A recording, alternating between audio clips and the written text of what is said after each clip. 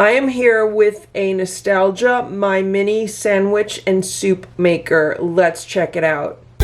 Counter cooking. No kitchen? No problem. I got this appliance at Hobby Lobby a few months ago, and the price on it was $24.99. And it looked really interesting to me. It looked really cute. And I've been looking at those little all-in-one breakfast makers that they sell online that are like a mini toaster oven with like a griddle on top and a little coffee maker.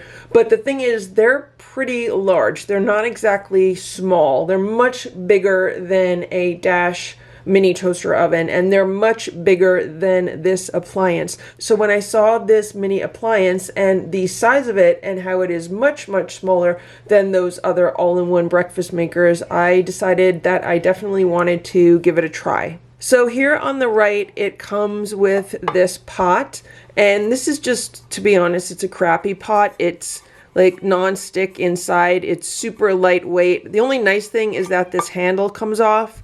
So if you want to store it, you could store it with the handle inside. And then if you want to use it, the handle clicks on to the side. I am just not a fan of using non-stick pots, so I have not used this. And I have been testing out this appliance for several weeks now before making this video. Then here on the right, we have a small round griddle area. Obviously, you could cook it with any kind of pot inside of it that you would like, any kind of pot that fits. Or you can use this as you would a Dash mini griddle, just without the top griddle portion.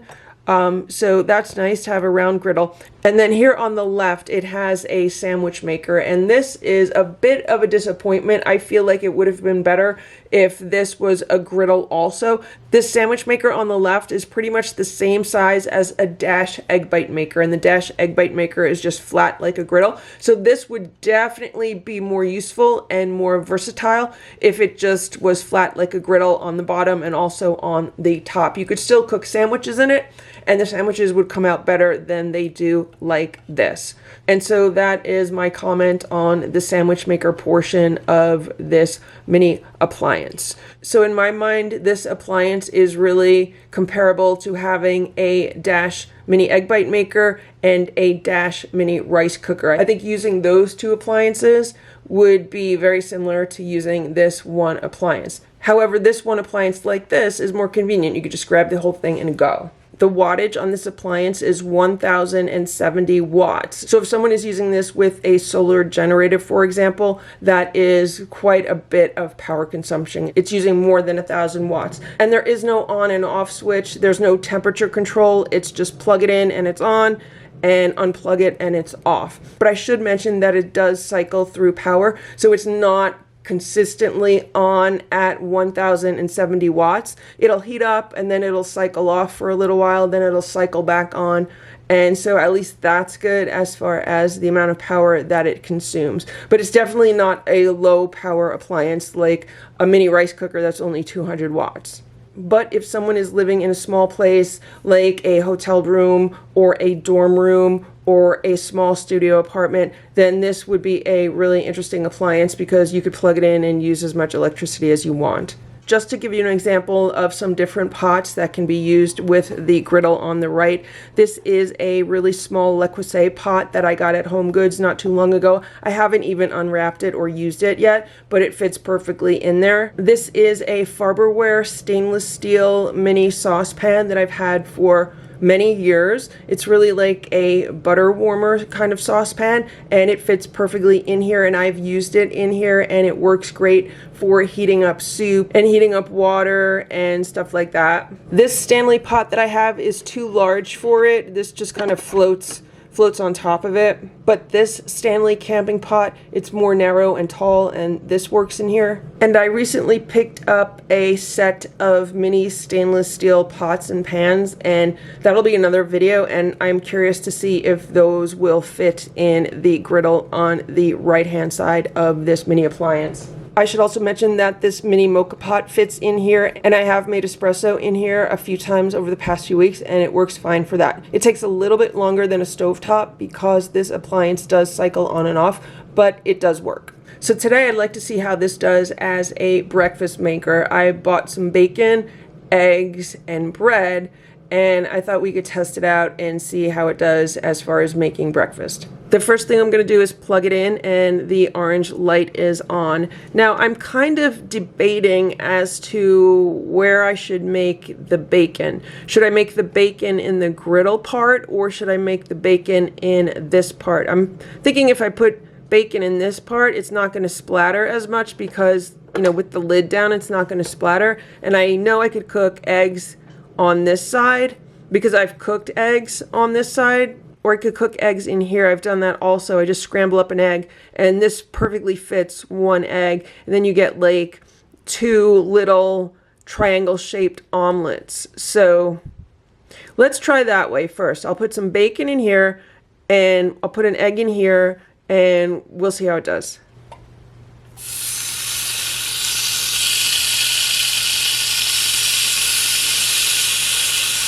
So that's 1 slice of bacon that I've cut in half. I'm going to start the bacon before the egg because I think the bacon's going to take longer. The difficult part with this appliance is that there's no temperature control, so sometimes you have to move fast with some things, and other things seem to take a little bit longer.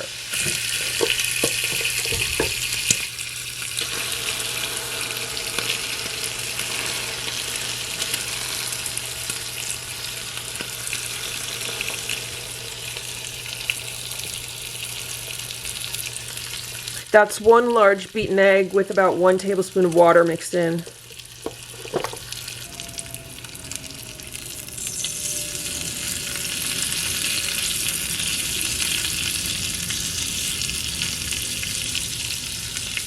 The bacon looks like it is cooking nicely. I'm using this Trader Joe's no sugar, dry rubbed, uncured bacon. I've had this before. It's really good. Let's check on the egg. The egg still has a few minutes to go. The bacon looks like it's doing good. Let's flip it one more time. It's getting very nicely browned. And the eggs look like they are done. They're nice and puffy. Yeah, I'll close that. Let me get a plate. All right, so let's remove the bacon. And let's remove these little omelets. And now I have my favorite sourdough bread from Trader Joe's, and as you can see, it's not really a good fit here. It's a bit longer than it should be. So I'm just going to trim off some of the edges. So there's a piece of bread, and let's close that, and let's see if we can make some toast. From my experience over the past few weeks is that it doesn't really make the best toast. While we're waiting for the toast, let's check out the bacon and the eggs. And the bacon looks good. I mean, it's not super well done, but it does appear to be crispy. I think that bacon is like perfectly cooked. It's crispy and just a little bit chewy. And then this is how the omelet looks. It looks really good. It's nice and soft. It has a fluffy texture. It's not rubbery at all. So this worked out really well. Let's see if the toast is doing anything. Here's the bread. There's a little bit of a toast mark. It's definitely not toast yet. The problem with toasting bread in here is that the moisture in the bread really doesn't have much room to escape. So it's kind of steaming the bread as well as trying to toast it. And sometimes that could, take longer. Now, if I wanted to, what I could do is wipe the bacon grease out of this side, and then we could boil some water and make some tea or coffee. I've put a cup of water in the pot, and what I've learned is that in order for it to come up to a boil, I need to cover the pot.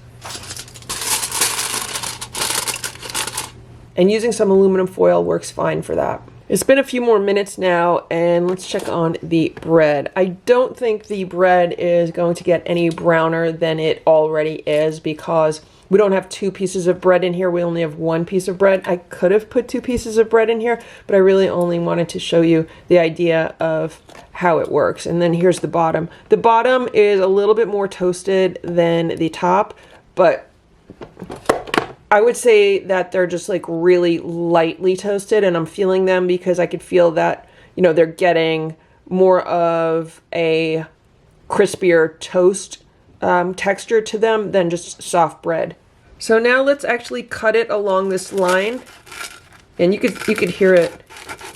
It is crispy.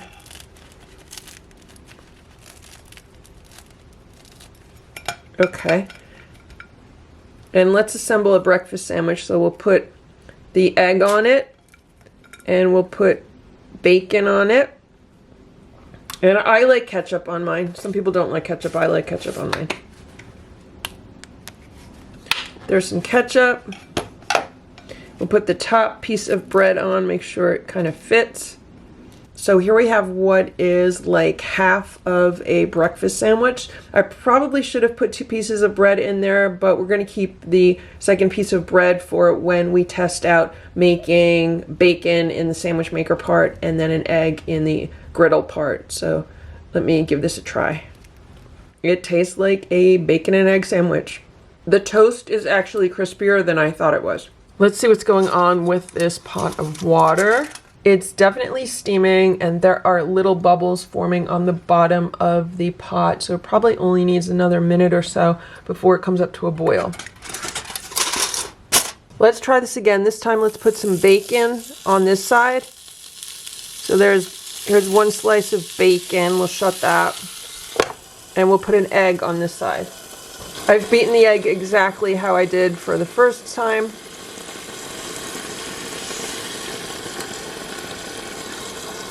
And we'll see how this does. It's been a few minutes. Let's check on the bacon. Let's turn it over. So it's definitely not cooking as well as it did in the griddle portion. The egg is taking a while to cook. It's still quite loose in the middle. The edges and the bottom are cooking quicker. And here's the bacon, and we don't really have much browning on it at all. It's still really soft and fatty. It appears that the best way to cook a breakfast sandwich would be how I tried it the first time, by putting the bacon in the open griddle and putting the egg in the sandwich maker. Doing it this way seems to be taking a bit longer, and also I'm not really happy with how the bacon's coming out. I should also mention that the egg would probably cook faster if I put some foil over the top of it, like put a cover on it. So that's one thing that this little mini appliance is missing. It would be nice if there was like a little glass cover for the egg area. This is the cover from my Dash mini rice cooker, and the cover fits really nicely on here. So this would be the way to go. If I was going to be cooking an egg or something on this side, I could easily just use the cover from the Dash mini rice cooker, and that will help whatever's in here to cook faster. Let's check on the bacon again. Okay, now we're finally seeing a little bit of browning on the bacon, but it's really just sitting in like a pool of fat. Like all that bacon grease, it's just really sitting in it. So once the egg is done and I remove the egg, I'm going to move the bacon over. And the egg looks done to me, so let's see, will it come out? There we go. We have a really nice cooked egg. So now let's move the bacon over. Let's see what we could rescue. This piece actually doesn't look too bad. And this time I'm adding 2 pieces of bread to the sandwich maker part, but I'm not going to keep the bacon grease in there. I know some people love bacon grease. They like to cook with it. They like to save it. Not a fan of it, so I'm just going to absorb what I can into a paper towel, so that it's more of an equal cooking surface. Because the first time I didn't have a bunch of bacon grease in the first piece of bread. There's just a little bit left in there, which is fine. Now this time let's do 2 pieces of bread. So there's 2 pieces of bread. I cut the ends off, and let's see how this does. Look what happens. It doesn't really close well. I could squish it. If I try to push it down, closes a little bit better, so that's what we'll do. And of course, with 2 pieces of bread in there, the inside of those 2 slices is not going to toast, just the outer sides will.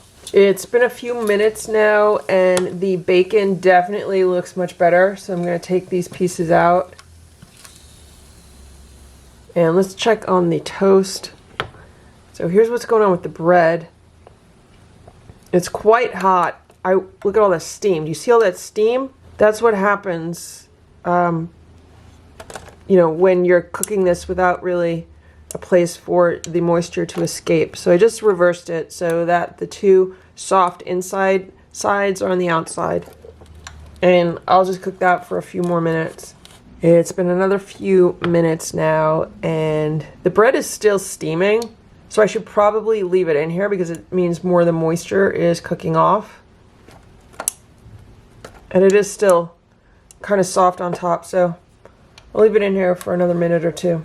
It's been another few minutes now, so let's open this up. Still lots of steam coming off of that. Here's my bacon and egg. And then here's my piece of toast. Let's take a piece of toast, let's put the egg on it. And we'll put the bacon on it. I'm assembling my sandwich. I'm gonna add some ketchup to it. My favorite ketchup is this True Made Foods ketchup. No sugar, only vegetables, tomatoes, apples, carrots, squash.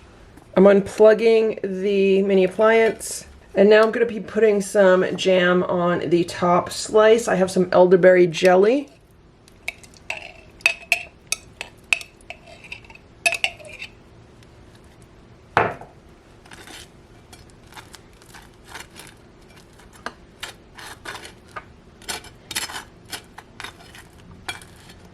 Elderberries are really good to eat in the winter because they help to boost the immune system. And so let's assemble this. There we go. And can we cut it along the diagonal?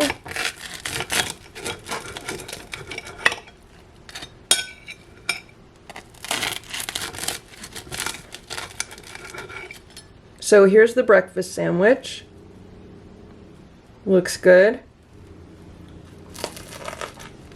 And it tastes good. I definitely like the addition of something sweet to it. And so that's two ways of making a breakfast sandwich in this Nostalgia MyMini sandwich and soup maker. It's definitely possible to make a breakfast sandwich in it. I would definitely do it the first way by cooking the bacon in the open griddle and then the eggs in the sandwich maker portion. Once those are done, then making some toast in the sandwich maker portion. And then if I wanted some tea or coffee, heating up some water in the griddle side. I hope you enjoyed this video. If you want to check out this appliance, I'll put a link to it on Amazon in the comment section below. Thanks for watching. Have a great day. Bye.